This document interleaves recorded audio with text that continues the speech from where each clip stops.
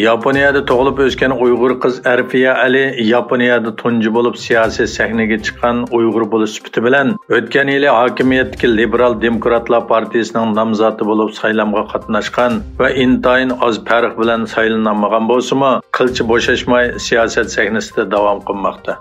Washingtondagi Georgetown Universitetida xalqaro munosabat va xalqaro siyosat kasbida o'qigan, Washingtondagi Xalqaro siyosat instituti, Dunyo bankisi, Yaponiyaning Birlashgan Davlatlar Tashkilotidagi doimiy turishliq ish bajarish o'rni qatorliq o'rinlarda ishlagan Arfiya Ali navbatda bu yil 4-oyning 23-kuni o'tkaziladigan saylamga Liberal Demokratlar partiyasining birdan-bir millat vakili nomzod qilib ko'rsatilgan bo'lib, Liberal Demokratlar partiyasining bosh markazida o'tkazilgan marosimda mazkur partiyaning raisi va Yaponiya bosh vaziri Fumio Kishida o'z qo'li bilan uning partiyaning nomzodi bo'lganligini tabriklab, lavha taqdim qilgan.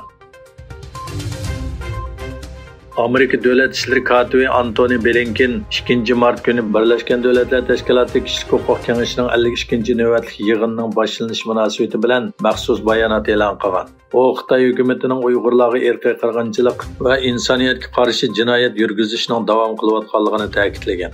U mundaq degan: Biz Xitoyning Xinjiangdagi Uyg'urlar va boshqa oz sonli millatlarga qarata davom qilayotgan irqiy qirg'inchiligi va insoniyatga qarshi jinoiy qilmishlariga qattiq diqqat qilyapmiz. Xitoy Xalq Cumhuriyetining Xinjiangda yurgizgan ig'ir zulmlari, jumladan Uyg'urlar va boshqa xalqlarni keng ko'lamda tutqun qilganligi, ularni erkinligidan xohlagancha mahrum qilganligi, shundaqla tutqunlarning qiyin qistoq jinsiy zo'ravonlikka uchrayotganligi, Birlashgan Davlatlar Tashkiloti Kishilik huquq oliy komissarligi ishxonasi bultur tarqatgan dokladda ishonchli paketlar bilan muayyanlashtirgan. Amerika hukumati Xitoyga qarshi iqtisodiy va siyosiy qadamlarni kuchaytirib, 37 Xitoy shirkatini qora tizimga kirgizdi. Joe Biden hukumati Xitoy bilan bo'lgan ziddiyatni keskinlashtirib o'tadigan bu harakatda BJE Aircel shirkati va bulut texnika shirkati Insporning bir qism o'rinlarini o'z ichiga olgan 37 Xitoy savdo shirkatini qora tizimligiga qo'shdi.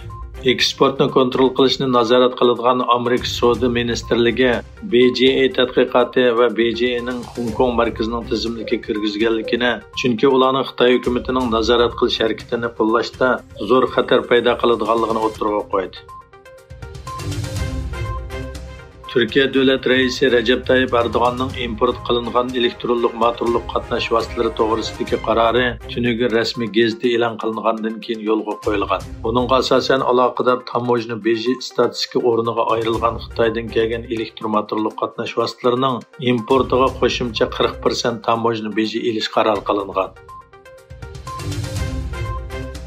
Amerika Tayvanni F-16 tipli kurashchi aeroplan va boshqariladigan bomba bilan ta'minlashni tasdiqlagan bo'lib, Xitoy bu qarorga qat'iy qarshi turadiganligini bildirdi. Xitoy Davlat Mudofaa ministrligining bayonotchisi Tang Kefi Amerikaning F-16 urush aeroplani uchun Tayvanga 600 million Amerika dollaridan oshadigan o'q-dori va uskunlarni setish kelishimiga qarshi turganligini bildirdi.